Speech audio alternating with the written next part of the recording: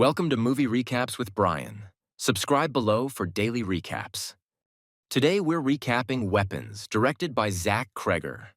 A child narrator opens the story, recounting how, on a Wednesday night 2 years earlier in the small town of Maybrook, Pennsylvania, 17 third graders from teacher Justine Gandy's class suddenly ran from their homes at exactly 2:17 a.m. and vanished without a trace.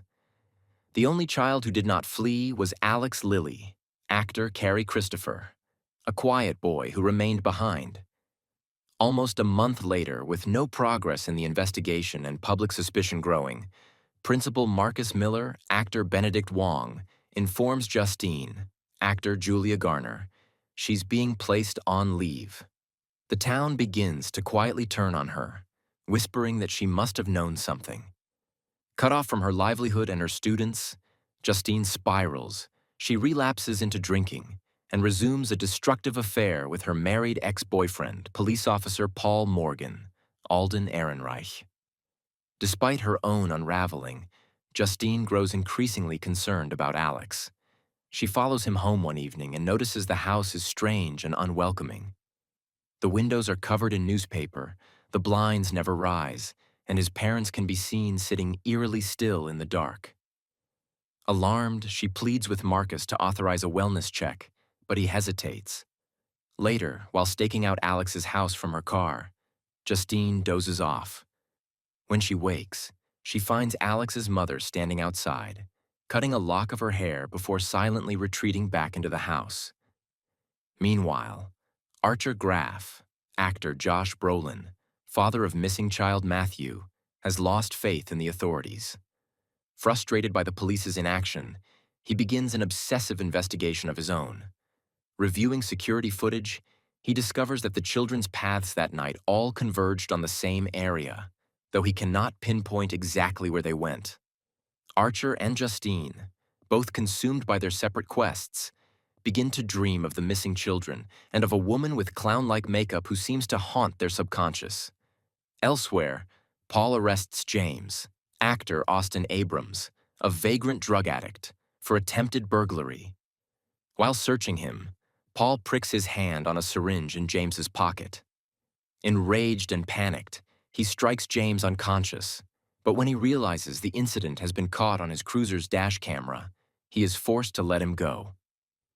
Later, during a break-in at Alex's house, James stumbles upon a horrifying discovery. Alex's parents and the missing children sitting silently in the basement, their eyes vacant, their bodies slack, trapped in a catatonic state. Terrified but seeing an opportunity, James goes to the police to report what he saw in hopes of claiming the $50,000 reward. Paul, fearing his assault on James will be exposed, suppresses the claim and instead chases him off. James flees into the woods, pitching his tent in desperation. But there, he spots the clown-like woman from Justine and Archer's dreams. Paul finds him again, and James insists he knows where the children are. Paul handcuffs James, drives him back to Alex's house, and disappears inside. Hours later, he emerges and drags a struggling James into the darkness with him. Not long after, Marcus is visited at the school by the woman herself. She introduces herself as Gladys, actor Amy Madigan, Alex's aunt, and claims she has been looking after the family since Alex's parents fell ill. Marcus is skeptical and demands to meet the parents in person. Later that night, Gladys arrives at Marcus's home, where he lives with his husband Terry, actor Clayton Ferris.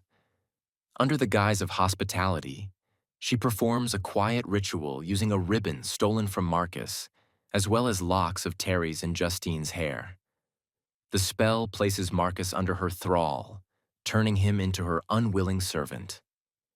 Enchanted, Marcus brutally murders Terry and is sent out to kill Justine. Marcus ambushes Justine at a gas station, where she has just been arguing with Archer. In the scuffle, Marcus is struck by a car and killed, but the attack rattles both Justine and Archer. For the first time, Archer lets down his hostility, apologizing for blaming Justine and sharing what he's uncovered. Together, they realized the missing children were not running randomly that night. They were all being pulled toward Alex's house. The truth finally emerges. Gladys is not Alex's aunt, but a dying witch who survives by draining life from others. Her powers allow her to enchant victims, forcing them to kill or serve her. Years earlier, she had bewitched Alex's parents and threatened their lives to keep him obedient.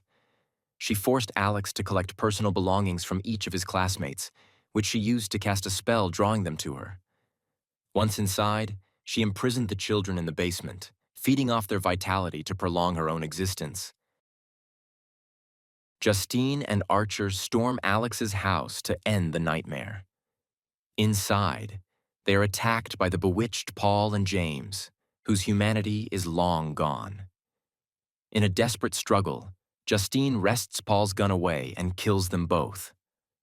Archer pushes deeper into the basement in search of his son Matthew, but Gladys enchants him too, turning him against Justine. Meanwhile, Alex, tormented by what he's been forced to do, sneaks into Gladys's room. Using strands of hair from her wig, he replicates her ritual in reverse. The spell works, breaking her hold on the children. Freed, the catatonic group emerges from the basement, surrounding Gladys and chasing her out into the neighborhood. In a nightmarish frenzy, the children tear her apart, finally destroying her. With Gladys's death, her victims are freed. Paul, James, and Alex's parents collapse, their enchantments broken, though most remain in unresponsive catatonic states. Archer, however, regains himself enough to cradle his son and carry him home. In the closing narration, the child's voice explains that Alex eventually moved away to live with another aunt after his parents were institutionalized. The missing children were reunited with their families, and though many remained silent, some slowly began to speak again, as though awakening from a long nightmare. Thanks for watching. Like and subscribe below to watch more movie recaps with Brian. Watch the full movie on your streaming sites and comment below which movie you'd like to see recapped next.